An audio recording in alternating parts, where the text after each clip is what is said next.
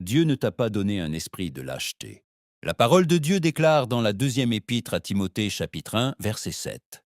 Car Dieu ne nous a pas donné un esprit de lâcheté, mais de puissance, d'amour et de sagesse. Lorsque l'apôtre Paul écrivit ces paroles à Timothée, il ne les écrivit pas depuis le confort, mais depuis la prison, au milieu de la persécution. Timothée était un jeune serviteur appelé par Dieu, mais il faisait face à l'opposition, à la pression et à de grandes responsabilités spirituelles. Dans le grec original, le mot traduit par lâcheté est deilia, qui décrit une peur paralysante, une timidité qui fait reculer et une crainte qui éteint le courage spirituel. Mais Paul déclare que cet esprit ne vient pas de Dieu.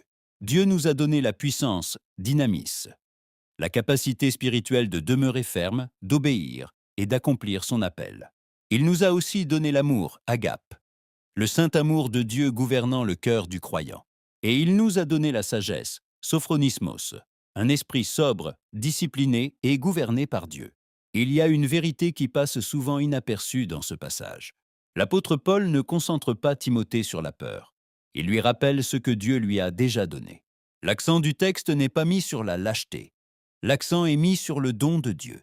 Beaucoup de croyants passent leur vie à demander à Dieu ce qu'il leur a déjà donné. Si Dieu t'a déjà donné la puissance, pourquoi continues-tu à vivre comme une personne vaincue? Si Dieu t'a déjà donné l'amour, pourquoi la haine, le ressentiment et le manque de pardon gouvernent-ils encore ton cœur? Si Dieu t'a déjà donné la sagesse, pourquoi laisses-tu tes émotions gouverner tes décisions? Que ta vie reflète la puissance, l'amour et la sagesse que Dieu t'a déjà donnée. Vis conformément à l'identité que Dieu t'a déjà donnée. Écris dans les commentaires.